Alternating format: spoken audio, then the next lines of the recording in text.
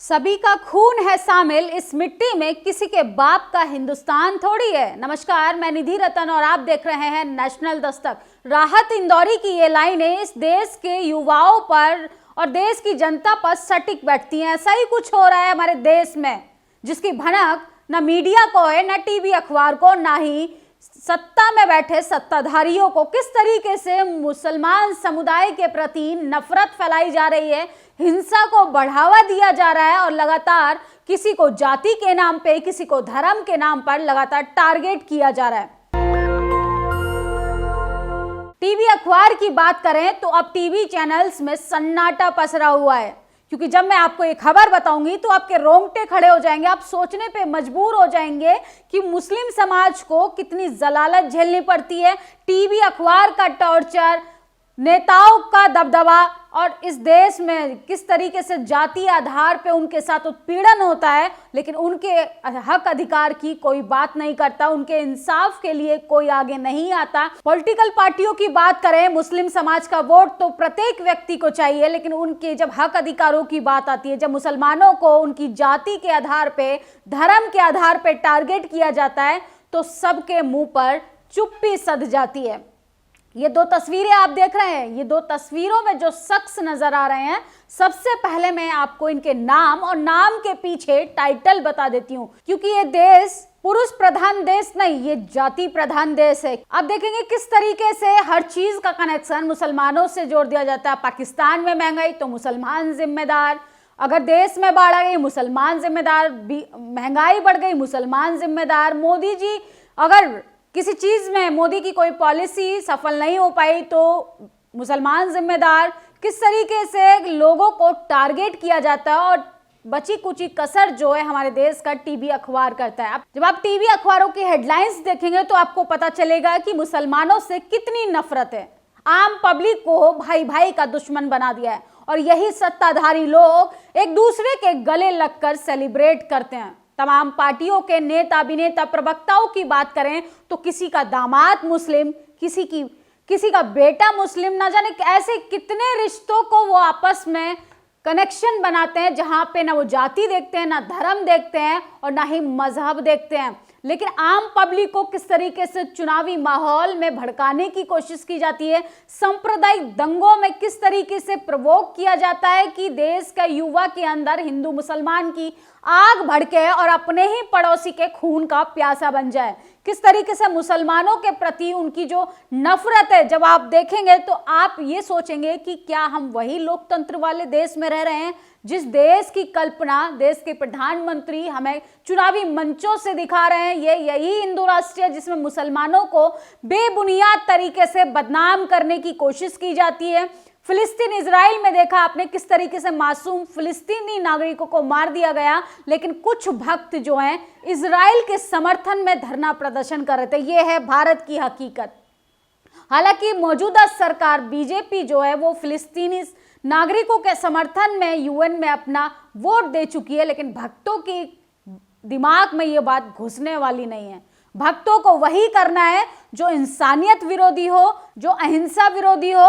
उनको कोई मतलब नहीं है शांति से, उनको कोई मतलब नहीं है प्रेम भाव सद्भाव से, क्योंकि उनको जब दंगा भड़काने में ही फायदा मिलता है तो कहां से वो अपने पड़ोसी की रक्षा कर पाएंगे, कहां से वो अपने मुस्लिम भाई को बचा पाएंगे, कहां से वो मुस्लिम समुदाय के लोगों की हिफाजत कर पाएंगे। आप देखेंगे तमाम तरीके के त्योहारों पर देखेंगे किस तरीके से मुस्लिम महिलाओं पर, बुर्का पहनी महिलाओं पर अभद्र टिप्पणियां की जाती हैं, तमाम तरीके की गंदी गंदी गालियां दी जाती हैं। मैं खुद अपना वास्तविक अनुभव बता रही हूँ कि सोशल मीडिया पे अगर आप रिजर्वेशन पे, आप अगर किसी चीज पर लिखने की कोशिश करेंगे, अगर आप सोशल जस्टिस के हितैषी हैं, आप रोटी रोजगार पढ़ाई शिक्षा पर बात करेंगे तो तमाम तरीके के ट्रोलर्स झुंड बनाकर अटैक करेंगे और तमाम तरीके के मुस्लिम समुदाय के लोगों को टारगेट कर गाली गलौज करने लगते हैं, क्योंकि उनकी जो तर्क करने की जो मानसिक स्थिति है वो सचमुच खत्म हो चुकी है। और जहां पे तर्क वितर्क करने की चीजें खत्म हो जाएं तो वहां पे वो लोग गालियों से स्वागत करते हैं। ऐसा ही कुछ हो रहा है कि भक्तों का जो अंधभक्ति का लेवल है वो अपनी चरम सीमा पर है। तस्वीर में जो शख्स आपको नजर आ रहे हैं ये है ताहर सिंह और ओम प्रकाश मिश्रा। सिंह और मिश्रा को जरा गौर से देखिएगा। पूरी मीडिया में सन्नाटा पसरा हुआ है क्योंकि इनके टाइटल एक विशेष जाति से आते हैं। मैं शुरुआत में ही कह चुकी हूं कि ये देश पुरुष प्रधान देश नहीं बल्कि जाति प्रधान देश है। यहाँ पे जाति के नाम पर सब कुछ होता है। अगर आरोपियों को बचाना भी होगा तो जाति के आधार पे, आरोपियों को फंसाना होगा तो जाति के आधार पे, मुसलमानों को, दलितों को, इस देश के बहुसंख्यक समाज को, ST/SC माइनॉरिटी समाज को किस तरीके से खीरा चोरी करने के आरोप में भी जेल की सलाखों के पीछे भेज दिया जाता है और ऐसे ओम प्रकाश मिश्रा जैसे लोग किस तरीके की घटना को अंजाम देते हैं। 22 जनवरी को अयोध्या मंदिर का लोकार्पण करेंगे देश के प्रधानमंत्री नरेंद्र मोदी, लेकिन तमाम तरीके के भक्तों को ये रास नहीं आ पा रहा है। संविधान की बदौलत देश के लोकतांत्रिक पद पे मौजूदा प्रधानमंत्री नरेंद्र मोदी उस दिन अयोध्या मंदिर का लोकार्पण उद्घाटन करेंगे, लेकिन भक्तों के पेट में दर्द हो रहा है क्योंकि OBC वर्ग से आने वाले प्रधानमंत्री इस तरीके की चीजें क्यों कर सकते हैं? क्योंकि वन व्यवस्था के हितैषियों को कभी भी लोकतंत्र प्रणाली के द्वारा किया हुआ काम पसंद नहीं आता। अयोध्या मंदिर को बम से उड़ाने की धमकी दी जा रही है, लेकिन किसके द्वारा दी जा रही है? ये मीडिया, टीवी, अखबार, तमाम विपक्षी नेता भी, जातिवादी विपक्षी नेता और तमाम सत्ताधारी लोग लगातार इस खबर को छुपाने की कोशिश कर रहे हैं। लेकिन जब आप सोशल मीडिया पर आएंगे तो हर व्यक्ति मुसलमानों के अधिकारों की बात कर रहा है, मुसलमानों के पक्ष में अपनी बात कर रहा है कि किस तरीके से मुसलमानों को अपने ही देश में दोहरे स्तर का नागरिक बना दिया है। और जबकि आज़ादी के समय उनके भी महापुरुषों ने, उनके भी परिवार के लोगों ने इस देश की मिट्टी में खून बहाया है, लेकिन भक्त जो हैं उनका तो अंधभक्ति का जो चोला पहने हुए हैं उसका तो कुछ कहना ही नहीं है। वसीम अकरम त्यागी लिखता है कि इन दोनों धर्म रक्षकों के नाम ताहर सिंह और ओम प्रकाश मिश्रा है। इन्होंने शारिक खान और जुबैर खान नामी मेल आईडी से राम मंदिर को उड़ाने की कोशिश की और धमकी दी। इस साजिश का मास्टरमाइंड भारतीय गौ सेवा परिषद का अध्यक्ष देवेंद्र तिवारी है, जो अभी फरार है। सोचिएगा, इस धमकी देने के लिए शारिक खान और जुबैर खान बनने की क्या जरूरत थी? किस तरीके से देश के मुसलमान भाइयों को बदनाम करने की कोशिश की जा रही है। इन जातिवादी, मनुवादी लोगों की घटिया हरकत देखिए कि अपने टाइटल से नहीं बल्कि फेक आईडी बना के, मुस्लिम व्यक्ति के नाम से, एक उर्दू नाम से आईडी बनाकर, और इन्होंने किस तरीके से शारिक खान, जुबैर खान नाम की आईडी बनाकर और धमकी दी कि हम अयोध्या मंदिर को उड़ा देंगे। क्या इनके घर बुलडोजर चलेगा? क्या तमाम टीवी चैनल्स वाले एंकर्स और रिपोर्टर्स जो कूद कर बुलडोजर पे चढ़ के रिपोर्टिंग कर रही थी, अंजना ओम कश्यप जैसी पत्रकार, क्या अब बुलडोजर के समर्थन में आएंगे? क्या ऐसे लोगों पे बुलडोजर नहीं चलना चाहिए जो बुलडोजर के समर्थक थे? असल में बुलडोजर चलना तब बंद हुआ जब उसकी चपेट में ब्राह्मण आने शुरू हो चुके, वरना दलितों पे बुलडोजर चल रहा था तो जातिवादी, मनुवादी खुश थे। मुसलमानों पर बुलडोजर चल रहा था तो तब टीवी चैनल्स वाले खुश थे। लेकिन किस तरीके से मुसलमानों को लगातार टारगेट किया जा रहा है, ये सोचने वाली बात है। अदनान लिखते हैं कि जिन दो आरोपी ओम प्रकाश मिश्रा और ताहर सिंह ने जुबैर खान और आलम अंसारी के नाम से फर्जी मेल आईडी बनाकर ISI का हवाला देते हुए राम मंदिर, मुख्यमंत्री योगी आदित्यनाथ को, STFC अमिताभ यश को बम से उड़ाने की धमकी दी, मामले में गिरफ्तार किया जाना था।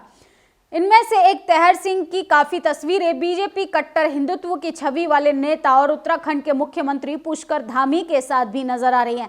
इस मामले में एक और बड़ा खुलासा हुआ है कि इस पूरे खेल का मास्टरमाइंड देवेंद्र तिवारी था। गिरफ्तार हुए दो आरोपियों ने बताया कि पुलिस के सामने खुलासा किया कि देवेंद्र तिवारी ने ही हमसे कहा था कि ऐसा करने से हमें सुरक्षा मिलेगी और चुनावी फायदा होगा। देवेंद्र तिवारी ने हमारे व्हाट्सएप पे ईमेल आईडी और पासवर्ड भेजा था। देवेंद्र तिवारी जैसे लोग ना जाने कितने हमारे आसपास पनप रहे हैं, जो लोगों को प्रवोक करते हैं गलत काम करने के लिए, लालच देते हैं, तमाम तरीके के प्रबोलन वादे करते हैं और उनको इस तरीके की गलत कामों को करने के लिए आगे बढ़ा देते हैं। सोचिए, ब्राह्मण कभी किसी से झगड़ा नहीं करता, लेकिन वो रणनीति बनाता है। क्योंकि शुरू से आप देखेंगे मुगल काल में मुगलों के साथ कौन मजे ले रहा था? वो ब्राह्मण था। अंग्रेजों के साथ कौन किस तरीके की चीजों का, सत्ता का भोग जो भोग रहा था, वो कौन था? वो ब्राह्मण था। तो ब्राह्मण समाज आपका भला कभी नहीं चाह सकता इस देश में। वो शिक्षा, रोटी, रोजगार पे कभी बात नहीं करेगा, क्योंकि उनकी जो दुकानें चल रही हैं वो धर्म के नाम पर चल रही हैं, और धर्म को भी ऐसे उन्होंने बर्बाद कर दिया है, धर्म का भी ऐसे निजीकरण कर दिया है कि राम की जो पुरुषोत्तम राम की जो छवि थी उसको भी धूमिल कर दिया है। गिरफ्तार हुए दोनों आरोपियों ने बताया कि किस तरीके से हमें देवेंद्र तिवारी ने हमें लॉगिन पासवर्ड भेजा, इसके साथ साथ मुस्लिम नामों से 2 फर्जी मेल आईडी बनाकर फिर खुद ही मेल आईडी पर धमकी भरे पत्र मांगे। दिसंबर 2021 से लेकर अब तक दर्जनों बार जान से मारने की धमकी भरे पत्र, कभी अपने फेसबुक, कभी ईमेल आईडी मिलने के दावे करता है। हर बार धमकी देने का नाम किसी मुस्लिम नाम से ही दिखाया जाता है। सोचिए, पत्र में योगी आदित्यनाथ को भी मारने की धमकी दी जा रही थी। ये है देश के वो लोग जिनके सर पर और कंधों पर धर्म बचाने का ठेका दिया हुआ है। किस तरीके से भारतीय जनता पार्टी को भी लगातार लोग टारगेट कर रहे हैं। ऐसे गुंडों को शय कौन देता है आखिर? एक तरफ तो मोदी जी डाइवर्सिटी चाहते हैं, वो ऐसे वर्ग से व्यक्ति को आगे बढ़ाना चाहते हैं जहां पे जातिवाद होता है, जहां पर उसको नाम और जाति के आधार पे, टाइटल के आधार पे वर्षों से पीड़ित किया गया है। वो तमाम इन पंडितों की उन तमाम चीजों पर प्रतिबंध लगाना चाहते हैं जिस पर संविधान बात करता है, जो संविधान हमें समानता का अधिकार देता है। सोचिए, इस तरीके के मनुवादी देवेंद्र तिवारी जैसे लोग नहीं चाहते हैं कि अयोध्या मंदिर का लोकार्पण देश के प्रधानमंत्री नरेंद्र मोदी करें, क्योंकि कहीं ना कहीं वो वन व्यवस्था को मानते हैं। तो ऐसे मनुवादी लोगों की चाल देखिए कि किस तरीके से मुस्लिम समाज को टारगेट कर मुस्लिम समाज के लोगों को बदनाम कर पूरे मुसलमानों को कटघरे में खड़ा कर दिया जाता है। अरे वो तो सत्ता में भी नहीं है। कब तक इनके साथ इस तरीके की बदसलूकी होती रहेगी? कब तक उनके साथ बर्बरता होती रहेगी? जब चुनाव नजदीक आता है तो मुसलमान हमारा भाई हो जाता है। जैसे ही चुनाव जीत लिया जाता है तो सबसे पहले मुसलमानों को पीटा जाता है, दलितों को पीटा जाता है, आदिवासियों को पीटा जाता है, इस देश के ओबीसी को पीटा जाता है। और जो ताकतवर ओबीसी समाज है, गुज्जर समाज, जाट समाज, कुर्मी समाज, पटेल समाज के लोग, उनको इस तरीके के प्रबोलन, लालच देकर आगे कर दिया जाता है कि तुम्हें तो धर्म बचाना है, तुम तो राम के वंशज हो, तुम तो कृष्ण के वंशज हो। लेकिन अब उन लोगों को भी समझना है कि आप अगर मर्डर करेंगे, आप किसी को धमकी देंगे, आप क्राइम करेंगे तो आप ही को जेल जाना है, ना कि देवेंद्र तिवारी जैसे लोगों को, क्योंकि उसकी जाति के लोग सत्ता में बैठे हुए हैं, उसकी जाति के लोग प्रशासन में बैठे हैं। इस देश के एसटी माइनॉरिटी समाज को सोचना है कि ऐसे घटनाओं से दूर रहने की जरूरत है। आगे अदनान लिखते हैं, इन तस्वीरों को देखिए। देवेंद्र तिवारी के साथ जो है वो बीजेपी के नेता पुष्कर धामी जैसे लोगों के साथ भी फोटो देखने के लिए मिल रहा है। समाजवादी पार्टी ने भी इस खबर पर ट्वीट करते हुए लिखा कि हर आरोपी की मुख्यमंत्री के साथ तस्वीर होना अनिवार्य है। राम मंदिर और मुख्यमंत्री को बम से उड़ाने की धमकी देने का षड्यंत्र रचने वाले आरोपी भी भाजपा से जुड़े हैं। सत्ता के इशारे पे ये लोग समाज में धार्मिक नफरत घोलने का प्रयास कर रहे हैं। आरोपी और उनके आकाओं पर कार्रवाई होनी चाहिए। किस तरीके से लोगों को बढ़ावा मिलता है? आखिर इनका मास्टरमाइंड कौन है?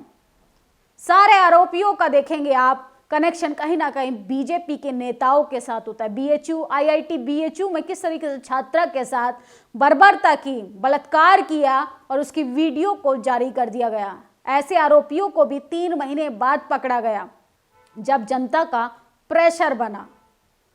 ऐसे लोगों को कौन बचाने की कोशिश करता है? आगे ललन पोस्ट लिखता है, राम मंदिर सीएम योगी आदित्यनाथ को बम से उड़ाने की धमकी देने के मामले में उत्तर प्रदेश की स्पेशल टास्क फोर्स की एक टीम ने लखनऊ के गोमती नगर के विभूति खंड इलाके से ताहर सिंह और ओम प्रकाश मिश्रा को गिरफ्तार कर लिया है। उनकी गिरफ्तारी की खबरें हमारे सामने आ रही है। अजीत अंजुम लिखते हैं, जुबैर खान और असलम अंसारी नाम से फर्जी ईमेल आईडी बनाकर साजिश रचने वालों की मंशा क्या थी? आखिर ये एक समुदाय के प्रति हिंसा भड़काना चाहते थे।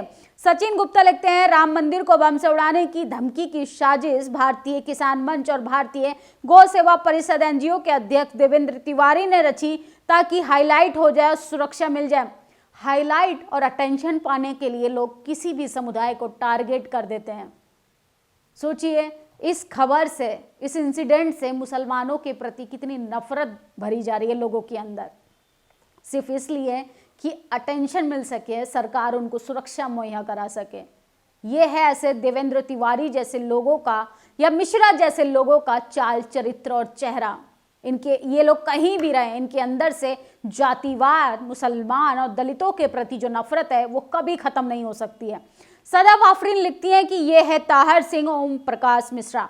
इन दोनों ने जुबैर खान से एक फर्जी ईमेल आईडी बनाकर राम मंदिर और यूपी के सीएम योगी आदित्यनाथ को बम से उड़ाने की कोशिश की। भारतीय किसान मंच और भारतीय गौ सेवा के परिषद देवेंद्र तिवारी की साजिश है। खैर, इन दोनों को गिरफ्तार कर लिया गया। मुसलमानों को बदनाम करने का बढ़िया षड्यंत्र था।